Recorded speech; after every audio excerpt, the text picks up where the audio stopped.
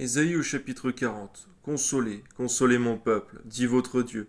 Parlez au cœur de Jérusalem et criez-lui que sa servitude est finie, que son iniquité est expiée, qu'elle a reçu de la main de l'Éternel au double de tous ses péchés. Une voix crie: préparez au désert le chemin de l'Éternel, aplanissez dans les lieux arides une route pour notre Dieu, que toute vallée soit exaucée, que toute montagne et toute colline soient abaissées. C'est vrai, Seigneur, ça fait penser lorsque Jean-Baptiste, Seigneur, est venu préparer le chemin de Jésus-Christ pour l'annonce de l'Évangile et la conversion des péchés. Que les coteaux se changent en plaine et les défilés étroits en vallons. Alors la gloire de l'Éternel sera révélée, et au même instant toute chair verra que la bouche de l'Éternel a parlé. Une voix dit: crie, et il répond: que crierai-je? Toute chair est comme l'herbe, et tout son éclat comme la fleur des champs. L'herbe sèche, la fleur tombe, quand le vent de l'Éternel souffle dessus, certainement le peuple est comme l'herbe. L'herbe sèche, la fleur tombe, mais la parole de notre Dieu subsiste éternellement.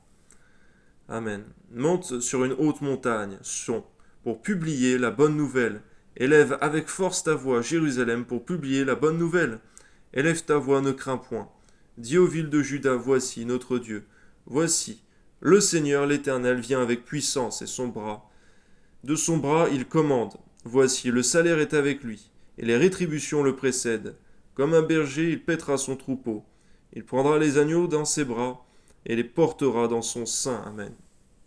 Il conduira les brebis qui allaitent, qui a mesuré les eaux dans le creux de sa main, pris les dimensions des cieux avec la paume, et ramassé la poussière de la terre dans un tiers de mesure.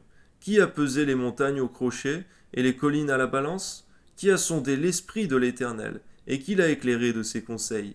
Avec qui a-t-il délibéré pour en recevoir de l'instruction? Qui lui a appris le sentier de la justice?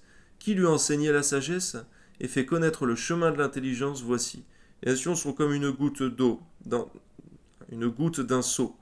Elles sont comme de la poussière sur une balance. Voici, les îles sont comme une fine poussière qui s'envole. Le Liban ne suffit pas pour le feu, et ses animaux ne suffisent pas pour l'holocauste. Toutes les nations sont devant lui comme un rien. Elles ne sont pour lui que néant et vanité. À qui voulez-vous comparer Dieu? Et quelle image ferez-vous son égal? C'est un ouvrier qui fond l'idole, et c'est un orfèvre qui la couvre d'or. Il y soude des chaînettes d'argent. Celui que la pauvreté oblige à donner peu choisit un bois qui résiste à la vermoulure. Il se procure un ouvrier capable pour faire une idole qui ne branle pas. Ne le savez-vous pas? Ne l'avez-vous pas appris? Ne vous l'a-t-on pas fait connaître dès le commencement? N'avez-vous jamais réfléchi à la fondation de la terre? C'est lui qui est assis au-dessus du cercle de la terre. Et ceux qui l'habitent sont comme des sauterelles. Il étend les cieux comme une étoffe légère. Il les déploie comme une tente pour en faire sa demeure. C'est lui qui réduit les princes au néant et qui fait des juges de la terre une vanité. Ils ne sont pas même plantés, pas même semés. Leur tronc n'a pas même de racines en terre. Ils soufflent sur eux, ils se dessèchent et un tourbillon les emporte comme le chaume. À qui me comparerez-vous pour que je lui ressemble? Dit le saint. Levez vos yeux en haut et regardez. Qui a créé ces choses? Qui a fait marcher en ordre leur armée?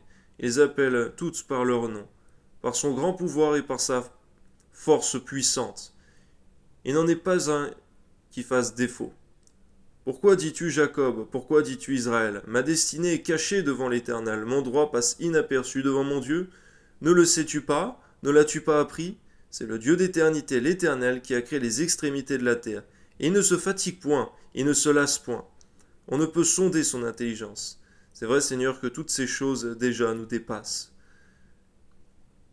Il donne de la force à celui qui est fatigué, il augmente la vigueur de celui qui tombe en défaillance. Amen.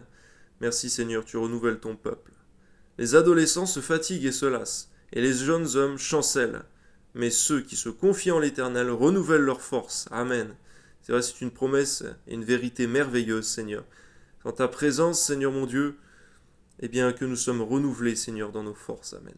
Ils prennent le vol comme les aigles. Ils courent et ne se lassent point. Ils marchent et ne se fatiguent point. Amen. Gloire à Dieu.